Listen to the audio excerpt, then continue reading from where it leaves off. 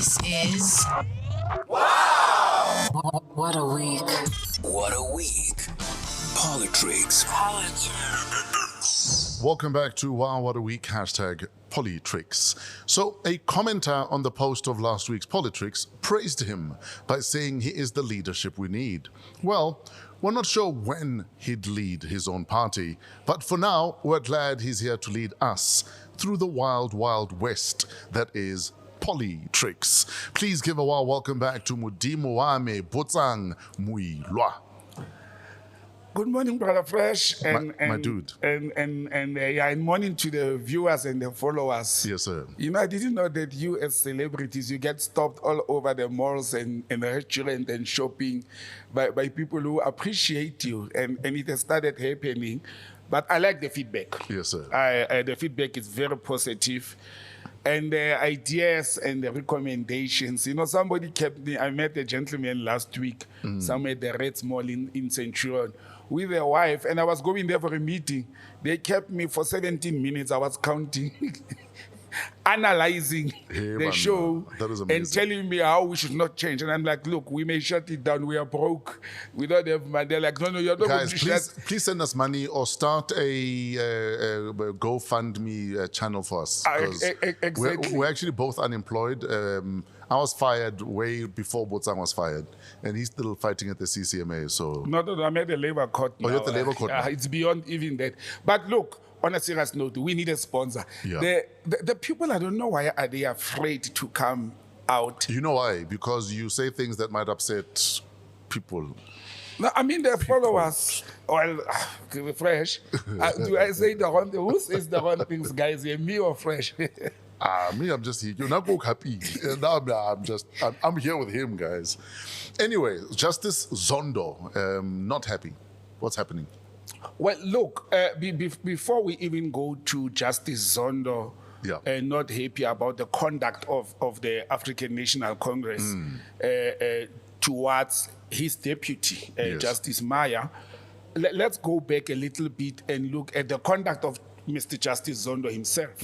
You know, in the last week or two, he has been on the media platform, and this is the difference between him, his predecessor, Justice Mogoeng, and the longest-serving deputy Chief Justice of South Africa, Justice Dikam Moseneke. Yes. You know, I've been saying to people and asking people, when did you ever see Justice Dikam Moseneke except when he's performing his duties on the media platform and almost on a tour? Oh, yeah, you understand. So Justice Zondo, I think, before the ANC even went to do a mistake or errors, he got excited on the microphone in front of cameras by talking about how the Zondo Commission report, it's not been, rolled out the way it was supposed to. He is correct. The wheels of the National Prosecuting Authority are turning very slowly towards the Zondo Commission report. But is it for him, though, to comment on that? That is where he is wrong. Because surely there should be other people, even if it means he sends someone else. Yes. He should be seen as, I've done my work, I've presented my report. I'm on to the next one. Absolutely. It can't be now that he's almost with binoculars. What are they doing with my report now? Exactly. And because that's what it feels like. He also conducted himself as if he doesn't know the challenges that the judiciary is faced with, lack of judges, too many acting judges, the budget being cut, the MPA struggling, but also, you know what I said, and I'll get to Matil Coko's case, to say also us as a nation putting the NPA under pressure to rush to courts and charge people or prosecute people that were charged or are suspects by the police. It's also wrong because the NPA loses its case. They get thrown out not because they didn't have the facts, because they are under pressure to rush to court. Justice Zondo was not supposed to comment on his work. His work was done. Sure. He handed over the report to the head of state, and Parliament is involved in that. Now, if Parliament is not doing its duty, he can make a comment, for example, to say he didn't expect Parliament to take so long, and stop there. But to go to the merits of his findings, to even mention people's name, to say, like the Gupta Zuma state capture. So he has already concluded. It's becoming personal almost. He's concluded that there was a Gupta Zuma state capture. Actually, the bad thing that he had done is this has given Jacob Zuma, the former president, chance to go to court now and say, I told you, it is personal. He's the Chief Justice of the country. He has made remarks that may influence either party, either the suspects or the accused or the presiding officer who's going to be presiding over charges to the people who are being mentioned there. And I think the Chief Justice must stay away from microphones and cameras. He must focus on his job as the Chief Justice of the country. And it goes back to what I said the other day, that where is the independence of the judiciary? Now he has jumped the executive authority that appointed him to do the job. He jumped the parliamentary process or the legislative process. Then he goes to the media or in a social platform. And it doesn't help that already there's a perception that the Chief Justice and President Ramaphosa are cozying together. Even at the commission, it was very very soft. Amid the allegations, very serious allegations that people like Matil Coko and Brian Molefe made against the state president. And I think one thing a lot of our leaders are bad at is simply managing perceptions. And it doesn't mean that because you haven't broken the law, it doesn't mean that because you haven't been proven to have done anything wrong, that you shouldn't manage perceptions. Because often perceptions are what people go with. And perceptions go and fly in the media fresh than anything else, than facts. Exactly. At times when facts comes out, the damage has been done. People's names have been soiled. Yes. And those perceptions almost become the narrative. They become the narrative that people know about it. We have people in this country who have been falsely accused of rape. We have been people who have been jailed for theft that they didn't commit. We have been people who have been bankrupted because they are unemployed and they are suspected to have done something wrong at work. By the time that whole narrative and perception and lies becomes the truth comes out, it's too late and the damage has been done. Absolutely. Personal damage to human beings.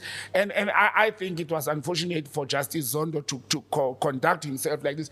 And along the lines of him behaving like this, boom, the ruling African National Congress goes and takes the picture of his deputy, Justice Maya, and use it on their campaign leaflet. No, but they were saying that all we were saying was we are responsible for a lot of the transformation that you see, and Justice Maya is one of those transformation high points, the argument.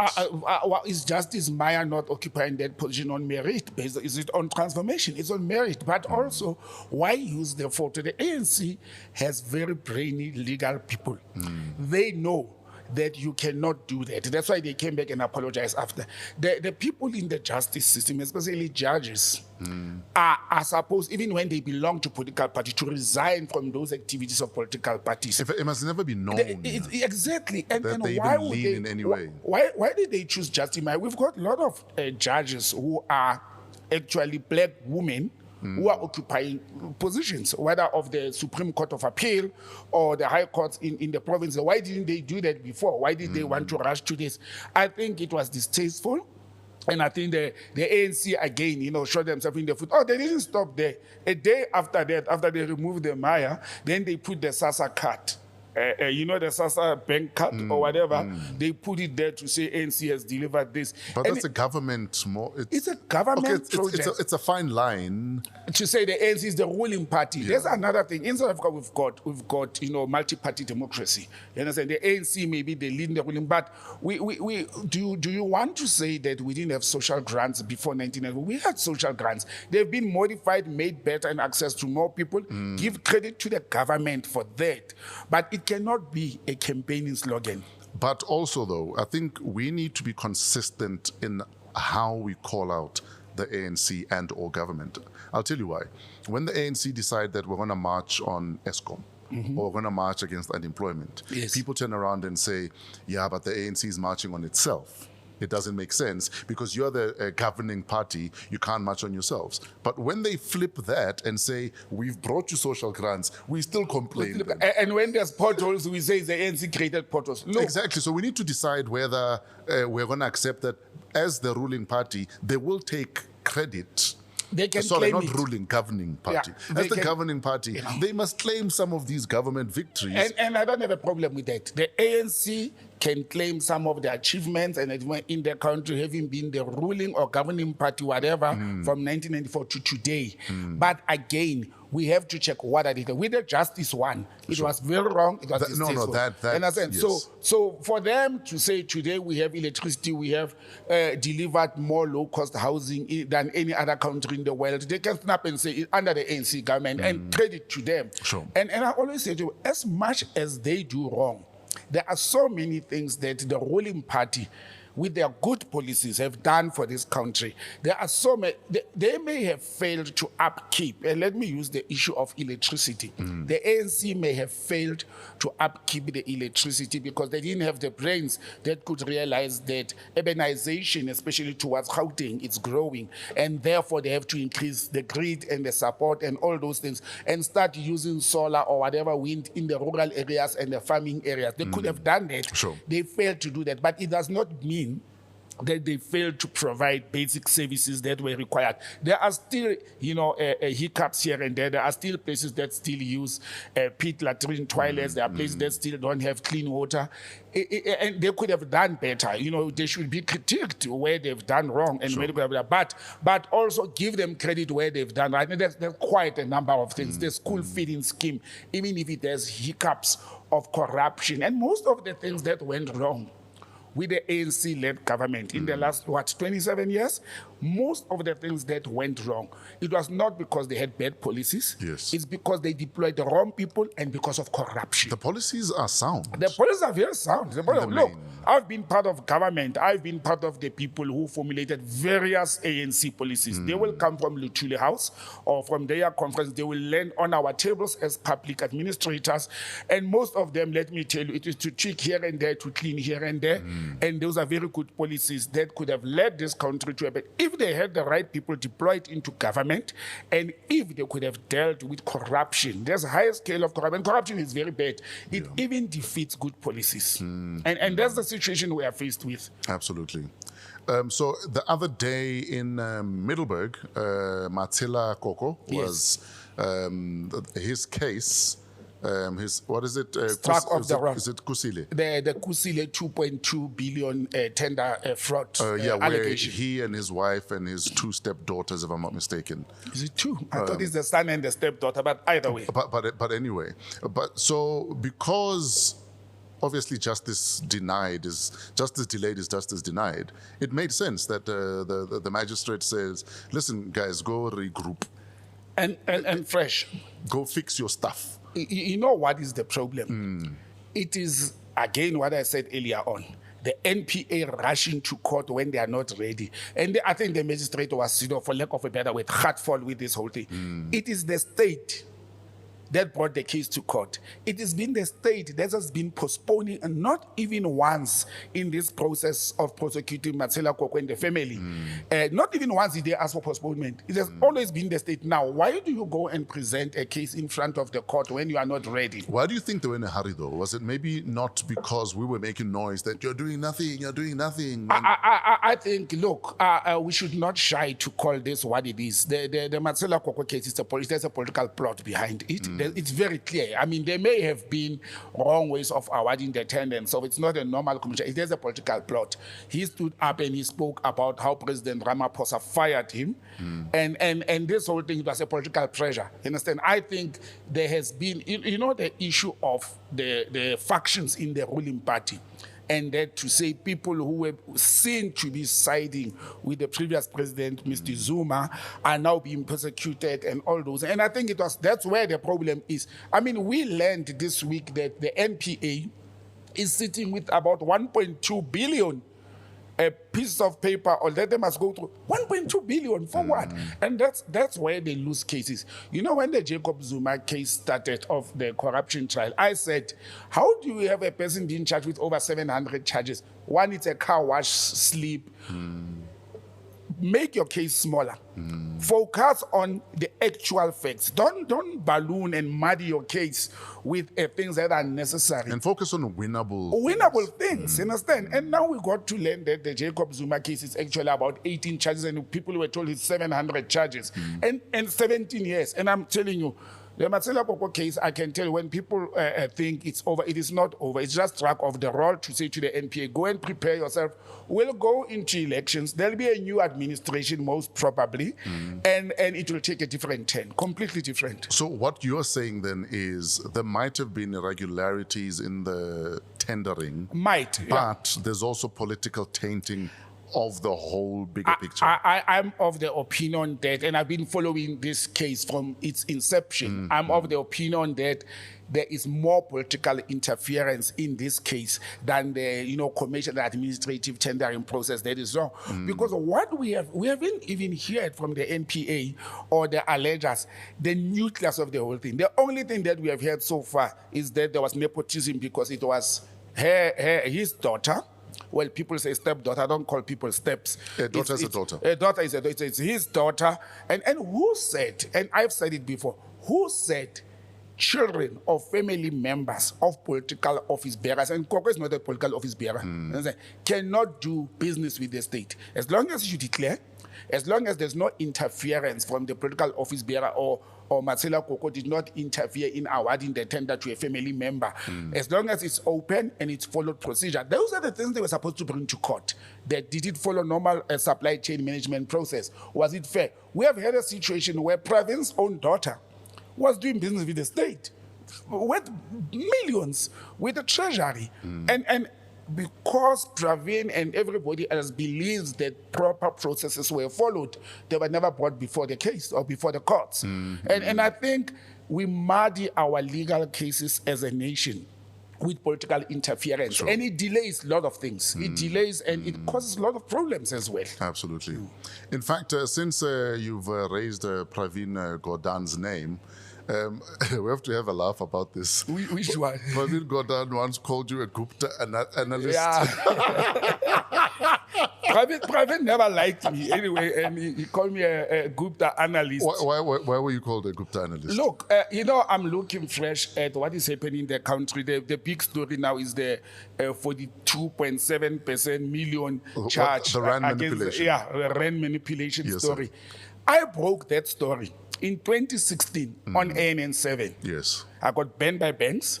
I was called a Gupta analyst by Pravin. There's a whole lot of articles written by some former journalist called Bruce to say I was a Gupta a bazooka or strong man. I was like an atomic bomb of the Guptas. I never met the Guptas, actually. As a matter of fact, I was on ANN7. So you've never been to the Shebeen? Unfortunately, I missed out. I missed out on curry and the hot stuff at the Shebeen. I've never met them. I don't even know how they look like except on pictures. But when Pravin did that, I had just broken the news with Tsepo Kadima. Yes, sir. And I vividly recall Sindisi Wemabi, known as Cindy Mabi, was the anchor. And I knew about the RAND manipulation from 2003, 2004. I knew about it. And when this story came out, at that time in 2016, because it kept on coming out back and forth, no media channel wanted to talk about it, except ANN7 allowed me to speak about it. I got into trouble. That's when they approached the then Minister of Finance, Pravin Gordhan, and remember, he was also at SARS as a commissioner after. So he has been on the value chain of government finances. When they asked him about these allegations that a certain Botsang Modimowame made on ANN7 about the RAND manipulation, and at that time it was only 13 banks. We didn't know it will end up being 27. And he said, no, you can't come and ask me questions about a Gupta analyst. Today, the Gupta analyst story. Do you feel vindicated? I'm very vindicated, fresh. I'm vindicated. I knew it was worse than this. Before President Zuma left office, the public protector, the previous public protector, Advocate Mkhwebane, raised it actually. My only problem with this whole thing, and this is where incompetence and corruption comes in. I look at, for example, Tito Mboweni. Mr. Mboweni stands up today and this past week and says, no, this is treasonous. He was the governor of the Reserve Bank when this happened. He can't come today and say this is treasonous. I'm saying I'm vindicated. Are you suggesting he should have known? They should have known. What were they doing? Trevor Manuel, okay, let me tell South Africans. The manipulation of the rand didn't start in 2016 or 17. It started in 2002 under President Thabo Mbeki. Trevor Manuel was the minister in the cabinet. Tito Mboweni was the governor of the Reserve Bank. Their boyfriends and wives and whatever, they were governors there and CEOs of banks. So this whole thing, we cannot sit and point fingers at white capital only and the banks when the deployees of the ruling ANC were sitting in those positions. Why didn't they pick this up? How come didn't they know? When we broke the news, we were called names, you understand? And now let me tell you also where they are doing it wrong now. They are leaving the manipulation of the rand to the competition commission. Yes. Why? This is not a competition commission issue. Look, the people connived. The people who were supposed to compete, ABSA, Standard Bank is saying they are separate from Standard Chartered Bank. They're talking nonsense actually. Standard Bank, ABSA, Investec, and First National Bank, and the others are starting to mushroom. They're starting to come out, including the Net Bank.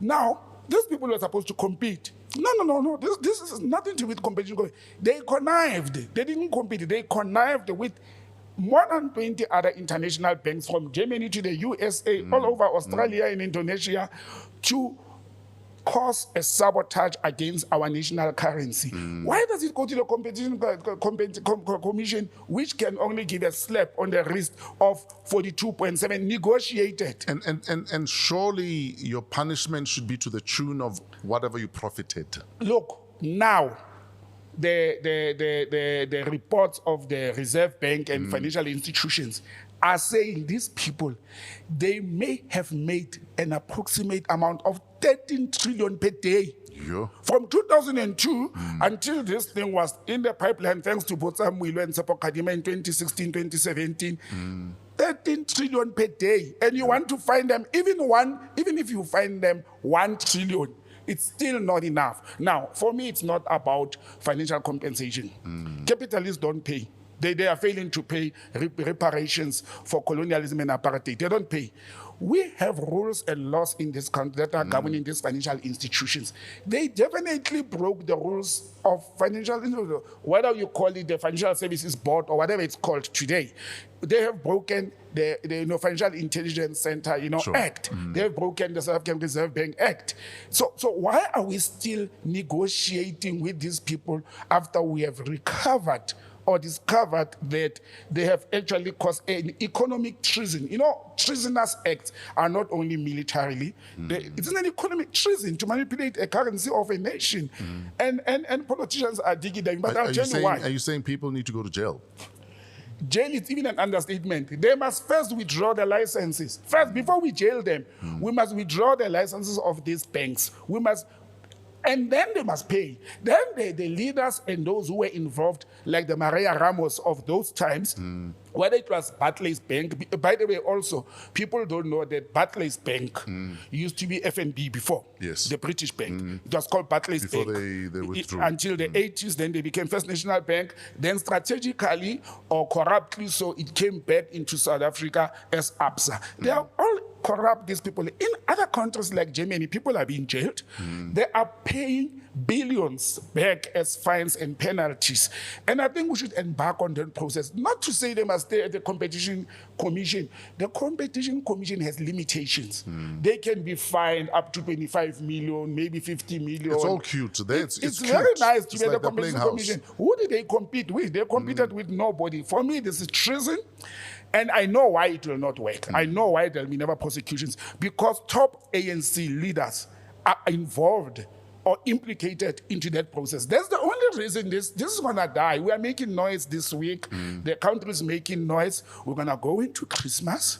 We're going to go into 2024. This whole thing is going to die its natural death, like all other white-collar crimes that are happening in this country. Look at the Steinhoff case. Sure. The biggest economic... The Germans are first to hold him accountable. Exactly. Tina was still... And when it happened right here. So it's because the ANC leaders are involved. And I don't know clean or supposed to be clean ANC members and leaders of today, the Tumamina people, the New Dawn people, the Reverend Chikanis, why are they not calling the Trevor Manuels and the Tito Mbowenis and because they are their members, they are the leaders, they sit on those commissions and say, but guys, you were in charge of the economy of the country. Can you tell us what happened? No. They are sitting and they're saying the competition commission. What can they do? What can they do? I mean, these people, they fail to even jail people for the cement cartels, you know, the price fixing of milk and bread. They can just say, pay us 50 million. I mean, what is 50 million? Individuals steal in South Africa billions, and they get fined up to 50 million. And then it's okay. And I don't think we have the right systems. We are not applying the correct systems in dealing with this thing. But as you ask, I'm vindicated. I told this country in 2016 that the rent has been manipulated. Okay, I must tell the truth. I once benefited from that. But personally, when I was stationed when this thing started in 2002 to 2006, I was stationed in Brazil. In 2004, 2005, just before I came home, the rent dived because of these manipulators. I took a loan from a bank in Brazil, $50,000, and I sent it home, and I had $500,000 in cash in the account. A loan that I didn't pay with interest because of my then privileges. Oh, yes.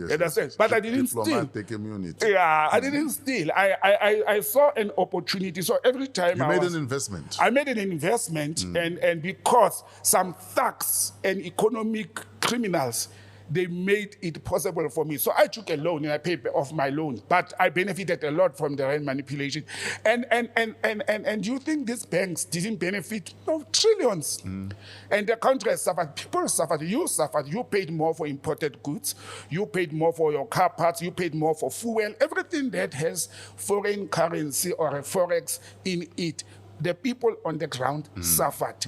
And the government is supposed to rise. The justice zondos are supposed to stand up today and say, we as justice, we want to raise concern to the legislative authority or the executive authority to say, the country has been put through economic sabotage. Yes, sir. What are you doing? Not to fight for Judge Maya's picture on the ANC pamphlet.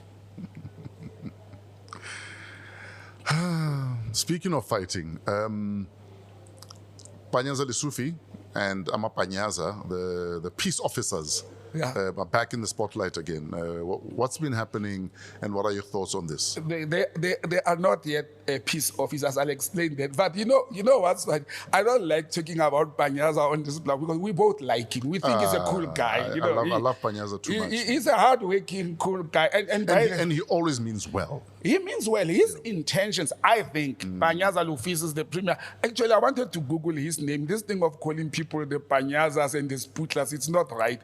I wanted to check what is his real name. But my favorite Panyaza, I'm sorry, this week, this past month, yesterday or on Thursday, Wednesday or Thursday, it was Panyaza Lufi's 100 day in office. Oh, yes. Yes. So this 100 days in office, as the premier can tell you, he has done 80% good, 10% nothing, 10% boo-boos, very wrong. And Ama Panyaza, or the Gauteng, what do they call them? Gauteng peace officers or Gauteng guards, what do they call them? There's an official term. They call them crime prevention guards. That's the first mistake he did. I read, listened, and watched how Shebeen. Oh yeah, by the way, his real name is Andrek. What? Andrek. That's why he went to this soccer named Panyaza. He used to play soccer. Yes. Andrek Lesufi. Premier Panyaza, please, can your parents give us the real name? Lesufi too. I want Andrek icon. Yeah, Andrek Lesufi, the premier of Gauteng. Let me explain to you how peace officers work, and this is what he was supposed to do. So you used to work for a agency of Government, yes. One of the things that I did Yes. in government was I was part of the team that formulated the Border Management Authority. Okay. And one of our first, because it's it's actually the third armed wing of government, armed officials. Number one is the South African National Defence Force, the soldiers. Number two, the South African Police Service. Those were the only two armed forces of the Metro Police Force under armed forces, peace officers. Those were the only two until July 2020, when the President of the Republic signed the Border Management Authority Act into law. And that's when the BMA was born. Now, the BMA is the third. It had armed forces. So those are peace officers, they are law enforcers, they are armed. So they are on the same level as soldiers and police. And Chupanyaza and his advisors, they got it all wrong. The shouting and the screaming at Bekitele, it was wrongly placed. Okay. It is not the Minister of Police who certify the law or peace, they call them peace officers. Yes. Or law enforcers who certify them to be peace officers, because the police are also certified to be that. So the soldiers and the police, when it comes to law enforcement, they are on the same footing, and the border guards, they're on the same footing. So for the Gauteng, and Cape Town has the Western Cape has the same as this Gauteng wardens or guards. The premier of Gauteng, or maybe even the MEC of Safety and Security, they were supposed to approach the Minister of Justice, not of Police. Or Minister of Justice, it is in the Justice Criminal Act to can certify peace officers as peace officers armed. So Panyaza says, Hendrik, he says he did approach the minister in July already, and I believe that they did that. But there's a whole process after to say, for example, in South Africa, they can search, they can arrest, they can carry firearms. They've got these beautiful BMWs, I don't know why did they buy them BMWs. I've got nothing against BMW, but they have blue lights which they can't use. And people have you ever seen them using those blue lights? They can't, because they are not yet certified as peace officers. You understand? Okay. Now, when these people arrest you or they do searches and they enforce the law, they at the moment do it like a normal security guard or a citizen arrest. Okay. They can't do it as peace officers. So they can't read you your rights. They can't do that. So once they arrest like a citizen arrest, they must hand you over every moment to the South African Police Services. Now this is where Bekitele and the Minister of Police comes in. In South Africa, only the South African Police Services can do investigations. Okay. So whether border guards or the soldiers or the police or Amapanyaza arrest people, they hand you over to SAPS to can do an investigation, compile a docket, and hand it over to NPA. That's the process. Okay. So this Amapanyaza or Gauteng, Warden, and guards, they are not yet certified as peace officers. It's an administrative process. I can tell you, when we formed the Border Management Authority, it took us almost 2 to 3 years to have the border guards to be certified as armed forces. But let me tell you, it is because the leadership of the BMA, they didn't rush. Although there was pressure in the country to say, we need more people at borders, we need more people at borderline. There was pressure, but they didn't rush to jump and break the laws. So to Panyaza's advisor or to the Premier of Gauteng is that, don't fight with your colleagues in the cabinet, well, he's not in the national cabinet, but engage on these administrative processes because they're important. If he fails to do that, the danger is, these guys have blue lights. I was driving next to another one yesterday, and I was smiling at this guy to say, there's traffic, you can't go on the yellow lane with your blue lights, because he can't use them. I know they can't use them. But also, in order for these people to can do a good intended job, because there's a good intention in this, they must be certified. Today, if they pull a firearm and arrest you and throw you into the vehicle, you can sue the state. So we are avoiding as a nation to arrive at that point, because it can have very serious, detriments to this whole process. So I don't know where is it stuck. And I don't know why, as ANC members and leaders, they kept on to say your days are numbered.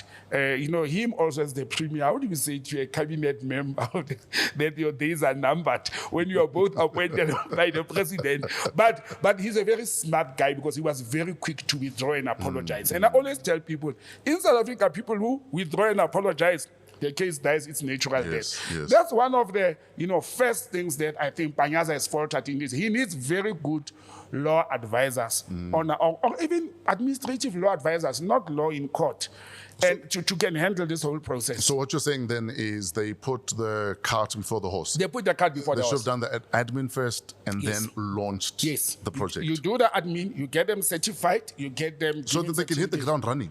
He hit the ground running. Look, that's crime. He was under pressure. He wants to deliver. The man wants to deliver. Fresh is complaining that there's crime on his street. The people in Koka, the people in Oliver, in Soweto, in El Dorado Park are complaining. And he wanted to have that done. But again, this is where I always say, you can't do everything when you are the head. Allow other experts to do other things, because legal experts have other clever people then. Legal experts and law enforcement experts in the Premier's office or in the Gauteng provincial government could have said, hey, Premier, wait a little bit, you can't run with this thing. Why didn't they do that? I do not know. But it's a very tedious but very good process, and there's a purpose why the government has that process at hand. And I think with these good intentions, it was going to be very easy. It was easy for us to motivate to cabinet and parliament, why should our border guards be armed guards? We crafted a very detailed motivation which convinced the country to say, people are doing rhino poaching, they are crossing the border armed with rifles. You can't expect, somebody to go there with a cut and say, hello, why are you crossing my border illegally when it's facing a rifle? That's why they are armed guards. And look at the record of what the border guards have done since they are launched in April until today. It's not even a year. But week in, week out, we see the results of their work. And when I sit and look at that, I actually tap myself on my shoulder to say, wow, these guys are doing very good. Absolutely. And we can do the same with Amapanyaza in Gauteng. We need them, the townships need them more than us in suburbs. And I think the intention is very good. Yes, sir. So Panyaza has been on the news, the most recent one. Heineken, guys, Premier Panyaza. Heineken. I wonder if he drinks beer. Well, what happened with Heineken? No, remember what is happening now. This is where the capitalists are running politics in the country. And look, I know Panyaza may not be happy with me or Heineken may not be happy with me, but it's okay. What transpired was, one, Heineken acquired Distillers, or Distillers acquired Heineken, the biggest alcohol distributor in South Africa, Distillers. So Heineken Distill, yes. Heineken now owns them. Or they own Heineken. So Heineken decided to do what Pick n Pay did in the township. They came with a concept to say they are greening the township. They are organizing and regulating the taverns. And they use the nice word, tavern. We use Shebeen cockers. Sure. In doing that, who will they need? They will need the government. They will need the lawmakers. So they approached the Premier's office to partner to say there's a problem of youth drinking, illegal Shebeens in township. Good intention. We know those things are there. Yes. But again, what is wrong is Heineken is going to do what Pick n Pay did to Paza shops and to supermarkets in the township. They'll paint them green.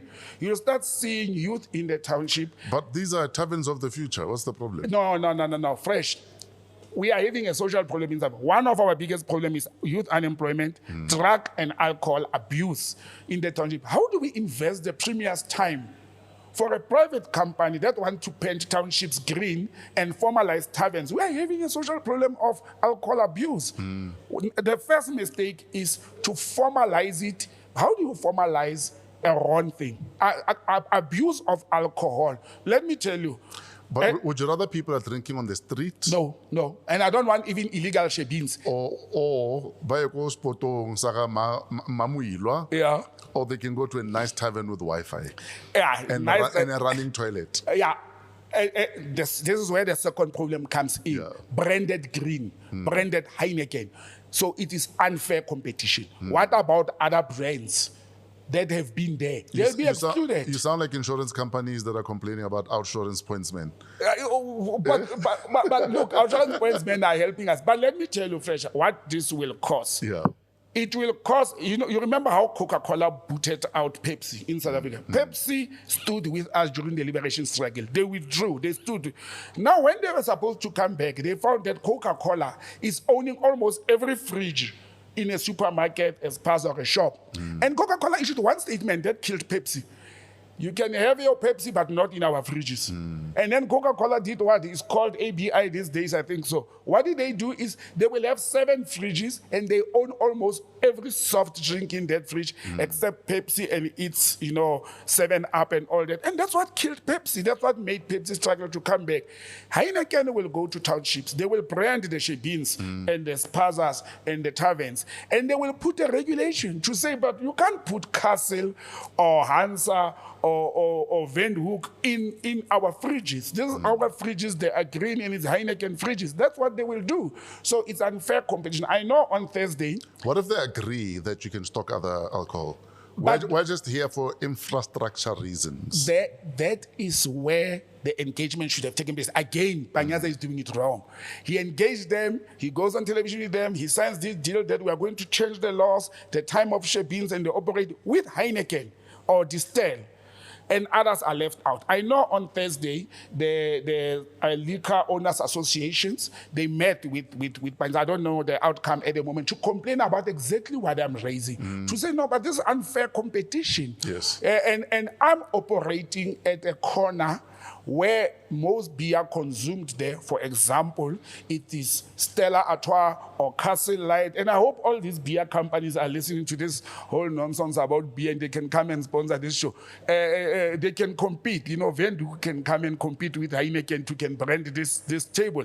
But again, you can't put people in a corner to say everything is green. It's not only about the fridge if they agree. If everything it's marked Heineken. It works in our minds. They will start distributing T-shirts the same way as There's ANC. even a song about it. Heineken. Yeah, you see. Heineken. I wouldn't know about it. So I've got nothing to do with Heineken. It's a very good international brand. They've got very good projects on this. It's a good beer. I wouldn't know. And I don't drink beer. How do you know? You're a Stella guy. No, I don't drink Stella anymore. Well, you just saw a they beer. messed up. You just saw a beer called Stella. You're like, cherry. That cherry. Now that used to be my beer until the taste changed. So I'm back to Windhoek. I'm very loyal to German beers. I started drinking beer when I was stationed in Germany, by the way. Yes. I never drank beer in my life until the Germans brainwashed me, misled me. Now I'm stuck with drinking beer, especially on hot days like today. At that time, you drive an American off-road vehicle. But anyway, this is a story for another day. So let's talk about the Middle East.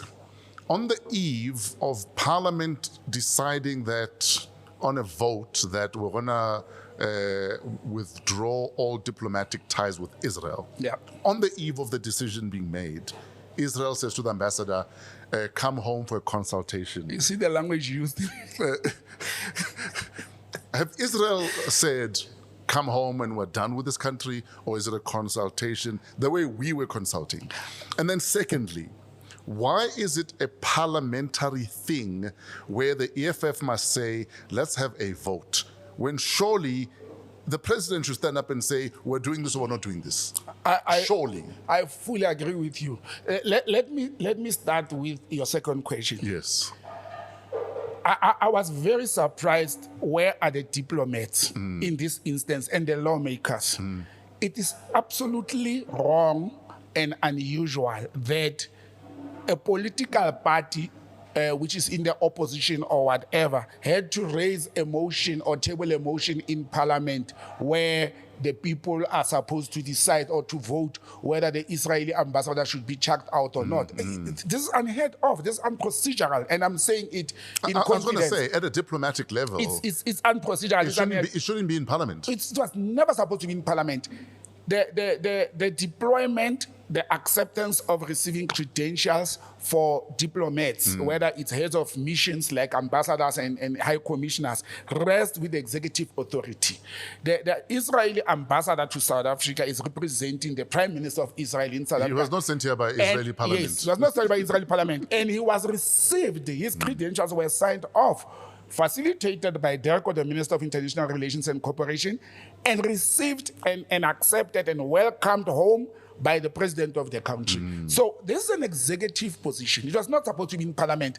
But now it says to me, the executive authority, the presidency, are cowards. They let the EFF run with this thing.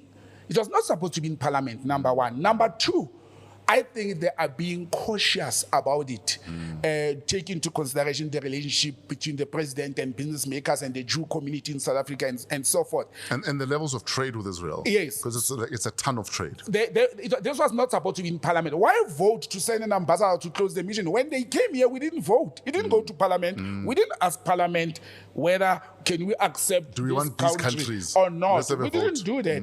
The EFF is doing its job because of its political beliefs. Yes. It's okay. They didn't do anything wrong from their side. But it is the cabinet, especially Fresh, that the cabinet met 2 weeks ago and decided and gave Dereko, Minister Naledi Panto, marching orders. You remember we spoke about it, to say go and engage the ambassador of Israel. Yeah, was it Dima Shade? That was the right process. Yes. And I think, going to your first question, pardon me, I think Israel read it. And to avoid embarrassment, they did a swift move. Yes. A night before the vote. I'm not fired, I quit. I'm not fired, I walked out. Yes. I decided to recall my ambassador to come and consult and have debriefing and engagement. I think they knew how it was going to go. Look, the ruling African National Congress has the majority. They had the support of all other political parties. They defeated this vote on Tuesday with an overwhelming majority. Israel knew, so they were not going to allow to be embarrassed. That's why they recalled the ambassador the night before. What is left for us to know and understand is whether that vote is going to instruct the executive authority, meaning the cabinet, to say, no, we didn't just say the ambassador must go. They have voted to say they must cut ties. Yes. And it was an ANC resolution, if you recall. And without diplomatic ties, then what of trade? Well, look, trade will suffer. There's already noise in South Africa now. I didn't even know that clover is linked to Israel. I only learned this week that clover. And sorry, I don't use milk products, but if I was going to stop buying clover because I'm on the side of the Palestinians. I don't hide it. However, trade will suffer. Israel products, people are starting to talk about Israel products on our shelf. Anything that comes from Israel, it's going to impact on trade. Our trade relations with Israel, look, they are good, but they are not that big that they can shake the country, looking at what is happening with other Asia and the Europe trade. But every little form of business is important. Being a business person, you will know that it is important. Every cent counts in trade and business and good relations. But this one has went beyond trade. There's a war, full war, and fortunately, again, the United Nations was very useless. BRICS stepped over. No, they are useless. If you want to see Fresh. Measles. Yes, and COVID, and they failed with malaria. If you want to see how useless the UN is, and I'm looking for a job with them. I hope they will give me a space one day. But they are useless. If you want to see how useless the UN is, you can't sit when there's a war, when children and people are dying. When you've got the United Nations peacekeeping forces all over your business, and you sit in offices and suits, and discuss it for months. This thing is 2 months now. It's over 2 months. Weeks have passed when these people are discussing until clap hands. Ramaphosa, again, one of the few times I'll clap hands, call the BRICS leaders meeting, BRICS Plus. They sit in a meeting during the course of this past week. And President Putin makes statements. President Ramaphosa becomes firm with it. And guess what? The United Nations Secretary General, whose body fails, come and engage with BRICS. So BRICS has actually brokered temporary peace with Qatar and has been on the chairperson of apparently, and I don't want to believe this, but apparently on Wednesday evening, towards Thursday morning, they've reached an agreement to say ceasefire for 4 days. This is why I don't understand about these inhuman people. How do you say ceasefire for 4 days, let's exchange humanitarian and hostages, and then after 4 days, what happens? We kill each other again. We kill each other again. I mean, what kind of diplomats negotiate such engagement? You should say ceasefire at all, let humanitarian things pass, or send a peacekeeping army to block the two sides from killing each other and killing innocent civilians. The peace camp, you know what? I think, for their sins, I think the UN are also very realistic.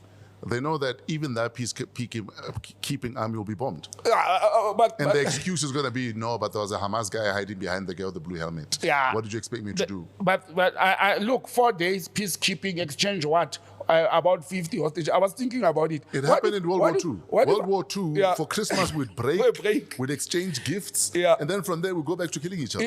And that's why the UN is not moving with the times. We cannot be operating like this when human life is being lost. And they're also talking about this peace and then for two-state. When we know that the UN has been talking two-state since 1948, they haven't achieved, it's 70 years, if not 75. You still talk about something that failed for 75 years. No, but we need better diplomats, man. You know, Antonio Guterres, I like him. He's a very good South American leader but he must come with a different mindset. We need a completely different mindset to this whole thing. We need a reimagined United Nations. Yes, but the UN shame, I would rather put my money on BRICS and what they've done for now. I hope humanitarian help will reach the children and the people of Palestine. And let's just pray for those who believe in a prayer that after 4 days, there'll be no missiles flying again. I hope it doesn't happen. I want to say to you, I don't know if it'll last 4 days. I don't know if it'll last 4 days. Fresh, you know what I said when I came to the studio this morning? They're waiting for Hamas must release a certain number of hostages.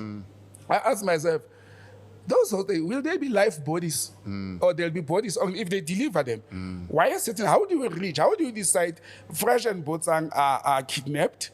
So Fresh must go. How do they arrive at that?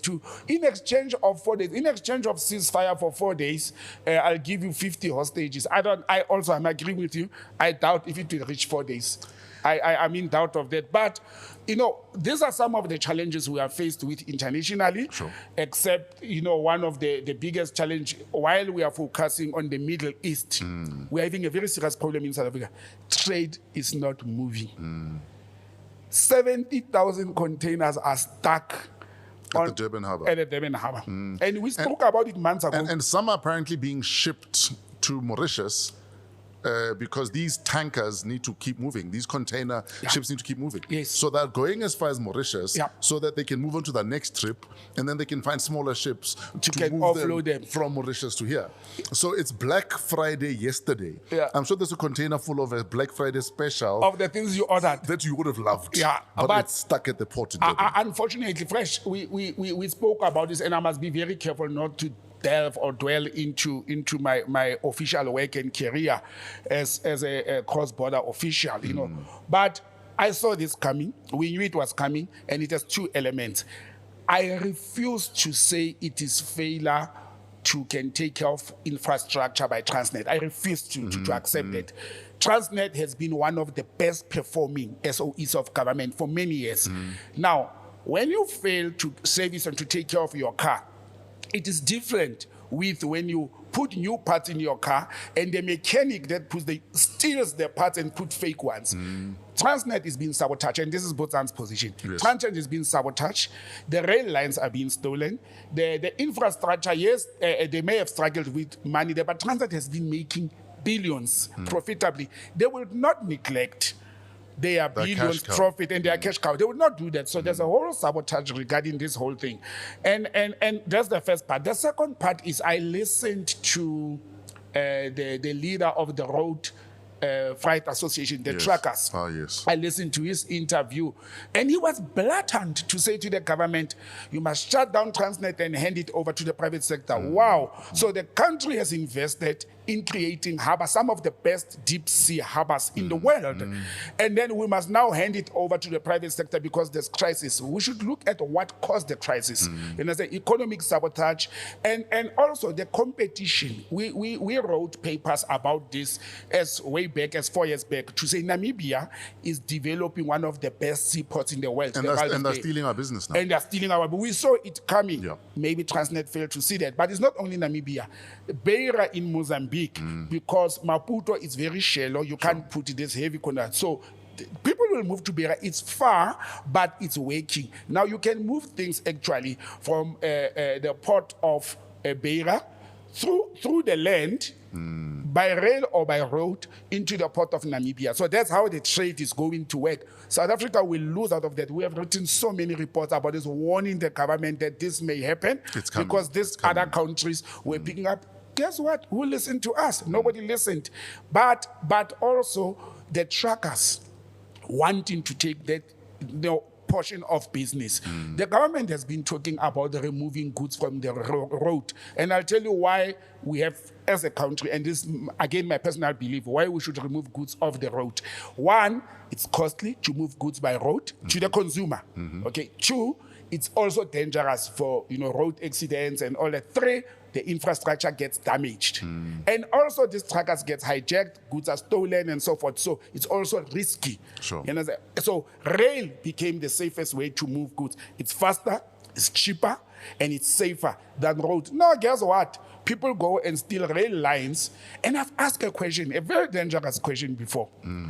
Who benefits when Transnet is being sabotaged? That's where our political office bearers and decision makers must go and think. Sure. When Transnet suffers, when rail stop moving, where does the money go? Where does the money go? Where does the economy go? Where does the business go? Yesterday, I know on Wednesday, I spoke to two of my former colleagues from Transnet, one in the harbour and then another one at headquarters, to say, hey, colleagues, sorry, man, I feel sorry for you. I know we spoke about this 3-4 years back. I know what's going on. And I said to them, have you asked yourself, Transnet rail lines in South Africa, they are the same as the Paza rail lines. They use the same spoor, what do you call that thing? The rail track, line, the tracking. It's the same. Okay, same size, same metal, same everything. Fresh. And the people of this country, why don't people who steal the rail lines of Transnet, don't they steal the rail lines of Paza? I don't say they are not doing it, but you look at the level of sabotaging Transnet. Rail lines are in townships. We have rail lines crossing in Tembisa, next to squatter camps, everywhere. If people want why to are people not stealing why that? are they not stealing that to go and, because people are saying they are stealing the rail lines to go and weigh and sell at scrap metals. I'm saying bullshit, utter nonsense. There's rail lines that are not being used. Why don't they go and steal those not ones? being stolen. Yes. If you go to the west of Jersey, the old industry there, you go to kind of was this place, not Tembisa in the east. There's rail lines There's that are rail lying lines there laying that are not around. being used. Yes. Why don't the people who want to go and weigh this thing, they are even unguarded. Yes. Why don't they steal those ones? Why do they steal Transnet one? Because Transnet is moving the economy. Transnet is transporting the economy. Now, these people who own trucks and who want to own the ports, they now want to own Transnet. You understand? And it's the whole white capital thing. They want to take over this whole, because we are left, Transnet is one of the SOEs we are left with that could function very well. I don't say they don't have challenges. I don't say they don't have problems. They do have problems. And I think Transnet is one of the entities of government which had good leadership, for over the years. And that's why it was doing very well. But for me, the whole Transnet thing, the 70,000 containers, the economy suffering, it is again just like ESCOM. It's a sabotage. They are putting pressure on the government to can give up on Transnet so that they can take over Transnet and win it and own it and control it. What is it going to do to us? It's going to make goods very expensive for the consumer. Right now, I'm glad those with spending partners, I nearly said wives, partners who are spending like you are going to save money because the goods didn't arrive in the country. Let Black Friday pass and nobody uses their money so that we can use it wise in January towards school. But again, the government intelligence must wake up. Sure. The government intelligence must wake up. This thing, Transnet is one of our last hope as a state-owned enterprise. If the ANC-led government can let Transnet slip through our fingers, trust me, I'll be one of the people who say I'm giving up on the government. I think on that note, it's time for us to give up on our time. Thank you, Brother Fresh. It's been a crazy hour of non-stop talk, but there's been a lot to discuss. No, there's been a lot. Remember last week we had a special show and there's things that we moved to this week. But again, I don't know, people don't understand. To sit here and talk with Fresh for an hour, yes, as it takes a lot. This week, it took me almost 2 days to can prepare for today's show. Yes, sir. And there's a lot that goes into this because you don't want to sit on a public platform and give people wrong information. Yes, sir. But again, people are lamenting. And I tell them, guys, we sit there for 50 minutes. It's a whole lot of time. But they're saying they want more time. They want more time. They want 2 hours. Keletso is going to kill us. They want us to segment the show and say we must have a politician once or twice a month.